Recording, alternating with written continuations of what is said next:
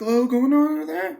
All right, no, anyways, hey, what's going on, guys? Fightcast coming to you live as of right now from Austin, Texas. I was going ahead and doing a lot of my showcase in San Antonio, but I have just relocated and I am happy with that. Job related, if you guys really want to know. Coming in on basically what happens next. Basically the fight cards that they got lined up here for January for the UFC. As we know, we're going to have UFC Fight Night that's about to go ahead and take place on January the 28th. Shevchenko versus Pena. This is going to be headlining the card, the thing is about this one is that it's not going to be like a really, it's not like Connor's on it or something like that. It's going to be something crazy or the sort like that. Valentino Shevchenko, they call her nickname Bullet. And then this is going to be versus Juliana Pena. And so this is going to be a really good bout here. Valentino Shevchenko is actually a world-class kickboxer. I mean, retarded amounts of gold medals have been won in kickboxing on her behalf. Quite to the contrary, a lot of that shit doesn't even show up when she's out there fighting. Literally, you would just think that she'd just be murking cats. But she did take out Holly Holmes, out-wrestled her, and outstruck her.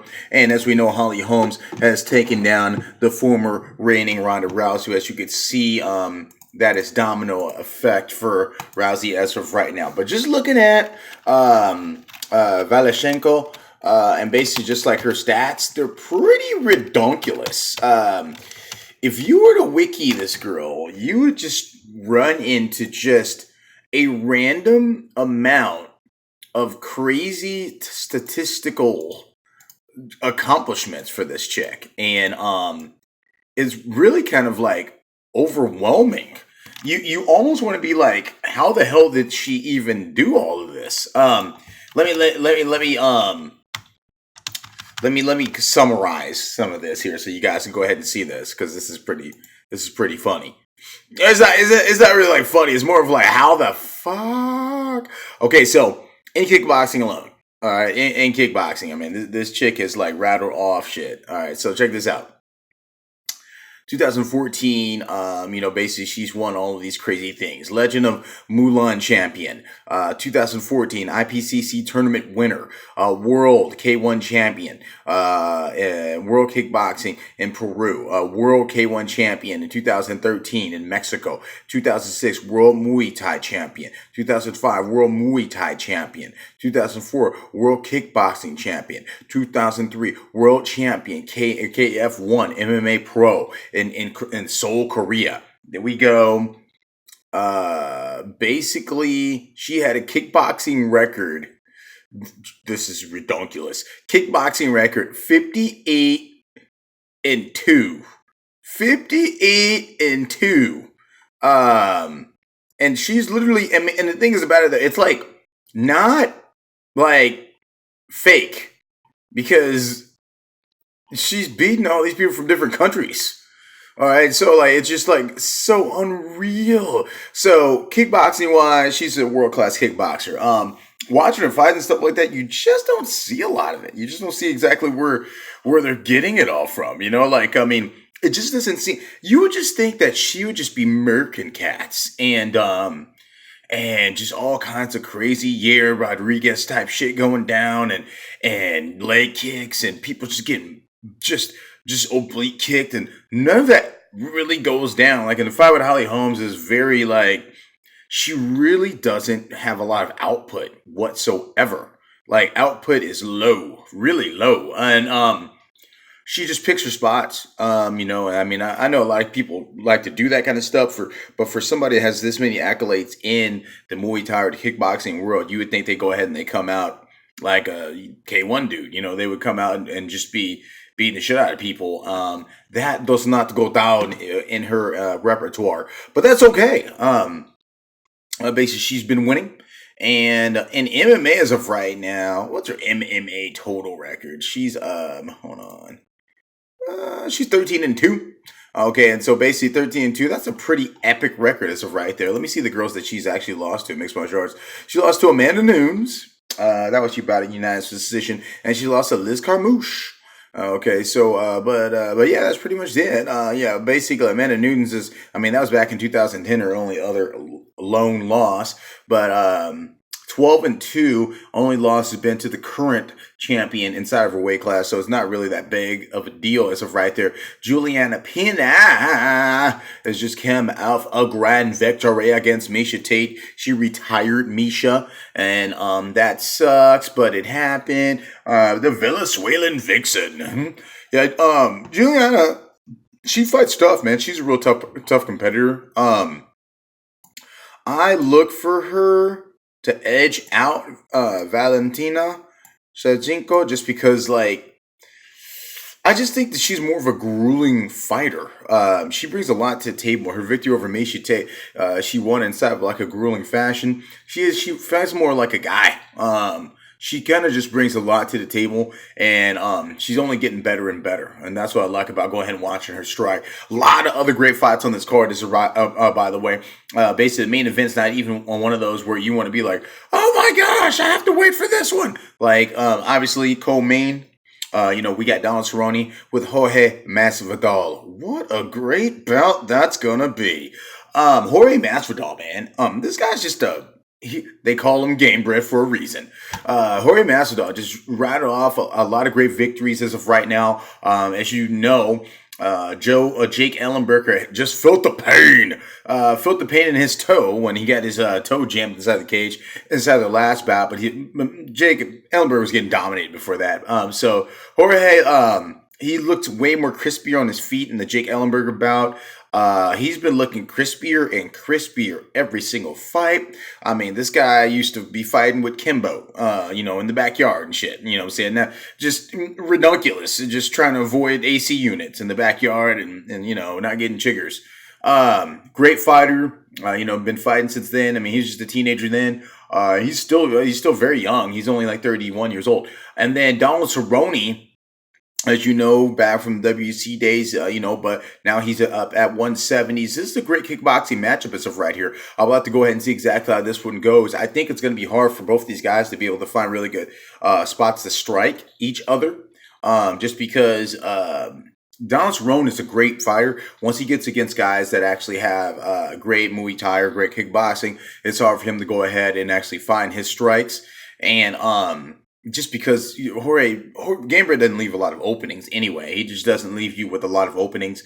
I do think Cerrone could outstrike him, but it's just going to be one of those ordeals where he doesn't get tensed up.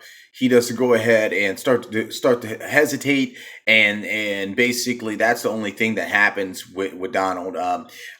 Proof in case. Be Rafael Dos Anjos when he fights a world class or like a legit kickboxer. When Don Cerrone fought Anthony Pettis, any of these guys, but he just seems to tense up against guys that could do the things that he can do, and that's the thing. If he were to just try to go through them, then it wouldn't be like that. But, I mean, against guys that could do the things that he could do, Donald Cerrone, Anthony Pettis, Rafael Dos Anjos, he can tense up. And as you can see, against Rafael Dos Anjos, you don't want to tense up now.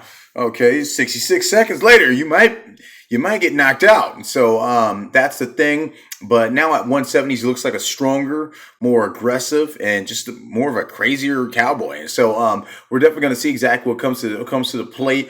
I don't know who's going to win this fight. I really do want to go for I love both these fighters, man. I'm not even going to make a choice in this one. I'm not even going to make a choice. I'm just going to say this is going to be a great fight. I'm all for a good fight on this one. Andre Arlovsky is back up inside the mix in the co-main event. He's going to be going ahead and fighting up against Francis Ngannou. Look, you guys if you get a chance, go to UFC.com and look at Francis Ngannou's picture. They call this guy the Predator. This dude looks crazy. This dude doesn't even look real. It looks like something that you fucking just find inside some kind of crazy, like, undisputed mixed martial arts movie. Like, literally, like, this is so Unreal. This dude is so built. No way. This dude would be a great doorman, like one of those like bouncers at like a really high premier Miami club.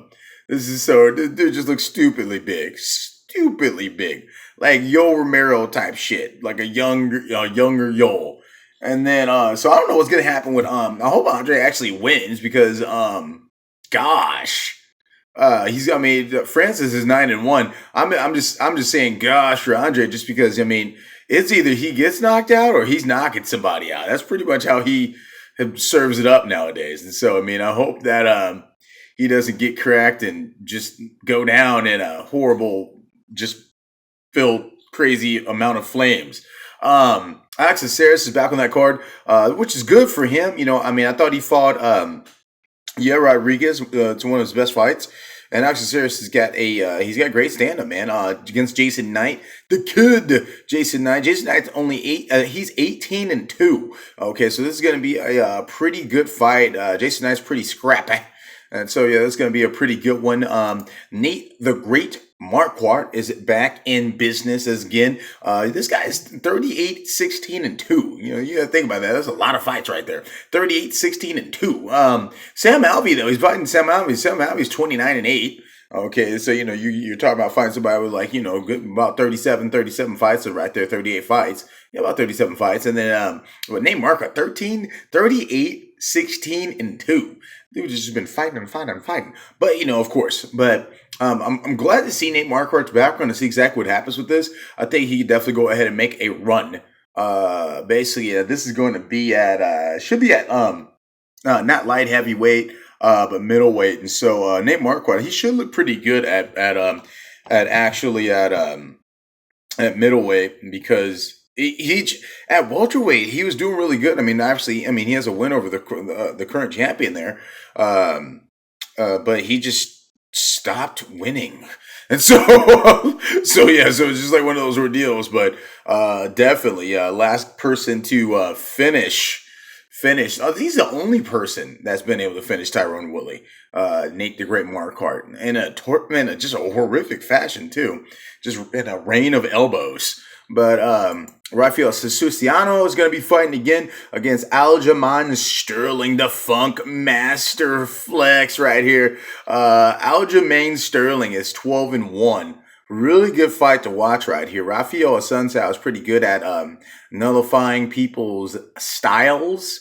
And so we're going to see exactly how this matches up. But we're talking about a number 4 guy against a number 7 guys of right here. And so we're going to go ahead and see exactly what goes on. And it's kind of like that one movie, Step Brothers. You got the young calf versus the old bull. And so, yeah, we're going to see exactly what happens here with Aljamain. Aljamain's a pretty funky guy, man. He's a really good fighter. We'll see how things square off. Where things square up. Looking back in the past a little bit, man, and going back to the last bout, what do you guys think about this whole thing with BJ Penn and going against Yair Rodriguez? I just think that was like a mismatch of the year. Like, I don't think there will be like a worse mismatch ever. Yeah, literally, wow. Why would you even take that? Yeah, it's he supersedes him in every category.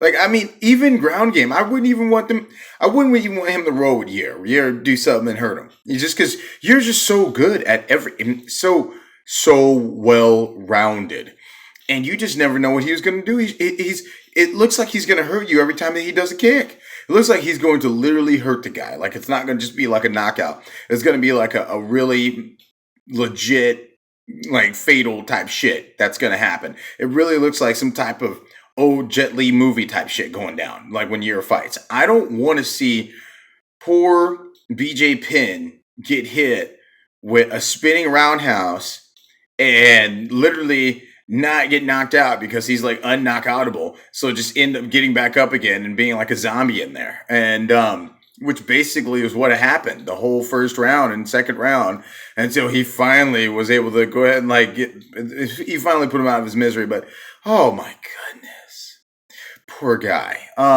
Should he fight again? I don't know. What do you guys think? I think he needs to fight like normal people.